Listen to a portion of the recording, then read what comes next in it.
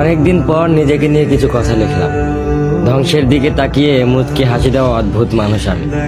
হয়তো আমি পাগল, হয়তো অনুভূতির ভিতরে কোনো এক গভীর অতল দুঃখ বাসা বেঁধেছে। তবুও নিজেকে জোর করে হাসাতে শিখে গেছি।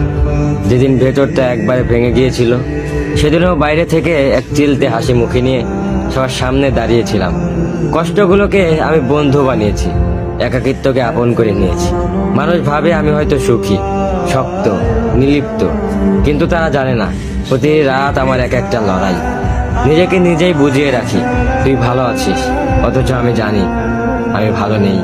ভেঙে যাচ্ছি প্রতিদিন একটু একটু করে, আর এই ধ্বংস হওয়াটাকে যেন ভালোবেসে ফেলেছি। আমি সেই মানুষ যে হার মানার আগে হাসে, কারণ জানি কান্না দেখিয়ে লাভ নেই। পৃথিবী শুধু শক্তদের মনে রাখে, দুর্বলদের নয়। তাই আমি অদ্ভুত, আমি অনুভূতির আগুনে পুড়ে যাওয়া নীরব যোদ্ধা।